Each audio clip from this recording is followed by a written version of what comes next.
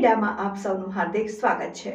નહારા પ્રાથમિક શાળામાં અભ્યાસ અર્થે આવતા ઝુમખાના બાળકો જીવના જોખમે ગેમા નદી પાર કરીને અભ્યાસ કરી રહ્યા છે। અનેક વખત પુલ બનાવવા માટે સ્થાનિક નેતાગણ સહિત તંત્રને જાણ કરી છતાં આજ દિન સુધી કોઈ પરિણામ આવ્યું નથી। જ્યારથી ગંભીર બ્રિજ દુર્ઘટના પડી છે ત્યારથી તંત્રગણ ગુજરાત રાજ્યના તમામ જૂના નદી નાળા ઉપર બનાવેલા બ્રિજોની ચકાસણી કરી બંધ કરાવી રહ્યા છે અને મરામતનું કામ ચાલુ કરાવ્યું છે, પરંતુ કેટલી જગ્યાએ વર્ષોથી રજૂઆતો છતાં બ્રિજ બનાવાયા જ નથી, જ્યાં ખૂબ જ જરૂર છે છતાં કોઈ કારણોસર આંખાડા કાન કરાઈ રહ્યા છે। પ્રાપ્ત થતી વિગતો મુજબ સાવલી તાલુકાના નહારા ઝુમખા વચ્ચેથી પસાર થતી ગોમા નદી ઉપર પુલ બનાવવા માટે ઘણા વર્ષોથી અગ્રણી ગ્રામજનો દ્વારા તંત્રગણ ઉપરાંત સ્થાનિક નેતાગણને રજૂઆત કરી હોવા છતાં કોઈ પરિણામ આજ દિન સુધી જોવા મળ્યું નથી। સાવલી તાલુકાના અગ્રણી નેતાઓને સ્થળ ઉપર રૂબરૂ લાવીને પરિસ્થિતિનો ચિતાર બતાવ્યો હોવા છતાં કોઈ મગનું નામ મરી લેવા તૈયાર નથી। નહારાના એક કાર્યક્રમ દરમિયાન પૂર્વ સાંસદ રંજનબેન ભટ્ટ આવ્યા હતા અને તે દરમિયાન લેખિત અને મૌખિક ગ્રામજનો દ્વારા રજૂઆત કરાઈ હતી કે અમને ગોમા નદી ઉપર પુલનું નિર્માણ કરાવી અપાવો।